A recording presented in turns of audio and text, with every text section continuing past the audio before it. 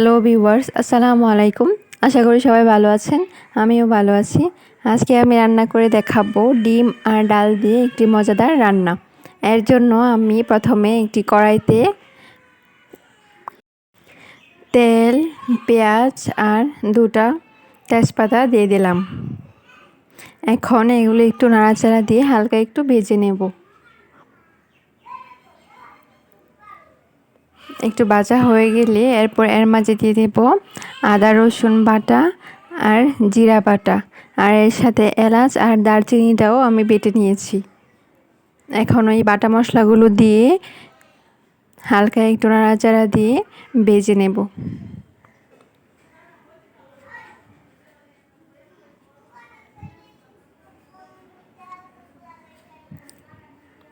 মশলাটা ভাজা হয়ে গেলে এখন এর মাঝে দিয়ে দেব পরিমাণ মতো লবণ,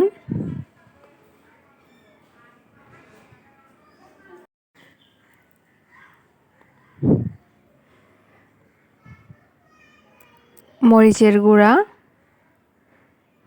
দিয়ে দিলাম, আর দিয়ে দিব হলুদ আর ধনিয়ার গুঁড়া।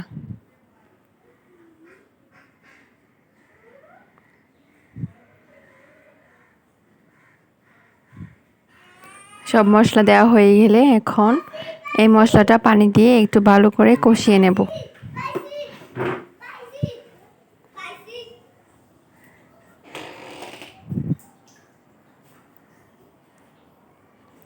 নাড়াচাড়া দিয়ে একটু পানি দিয়ে দিব।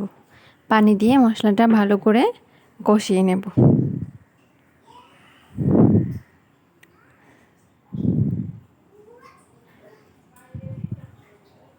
মশলাটা কষানো হয়ে গেলে আমি আগে থেকে মসুরের ডাল, আলু আর ডিম এগুলো সিদ্ধ করে রেখেছিলাম। মসুরের ডালের সাথে দুইটা আলু আমি কেটে সিদ্ধ করে নিয়েছি।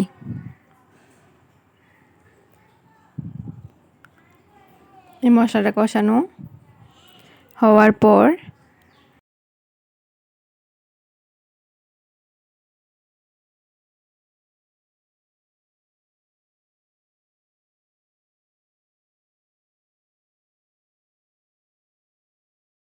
তো মশলা কষানো হয়ে গেছে।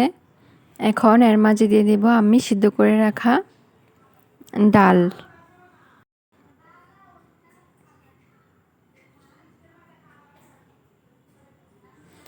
এখানে ডালটা দিয়ে দিলাম। ডালটা দিয়ে নাড়াচাড়া দিয়ে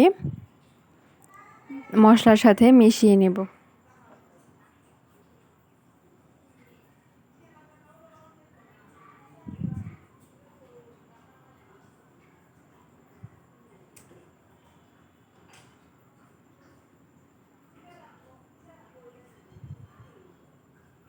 এরপরে এর মাঝে দিয়ে দিব যে দুইটা আলু আমি আগে থেকে সিদ্ধ করে হালকা একটু ভেঙে নিয়েছিলাম, এই আলুটাও দিয়ে দেব। আলুটা দিলে এই রান্নার স্বাদটা অনেক গুণ বেড়ে যায়। এরপর নাড়াচাড়া দিয়ে এই উপকরণগুলো মশলার সাথে কিছুক্ষণ কষিয়ে নেব। এই তো কষানো হয়ে গেছে। এখন পরিমাণ মতো পানি দিয়ে দেব।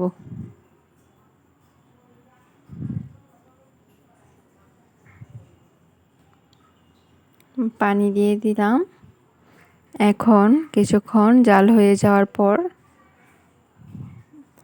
যখন একটু বলক আসবে তখন আমি সিদ্ধ করে রাখা ডিমগুলো হালকা একটু লবণ হলুদ দিয়ে ভেজে এর মাঝে দিয়ে দেব। এই তো ডিমটা ভাজা হয়ে গেছে, এখন এর ভেতরে দিয়ে দেব।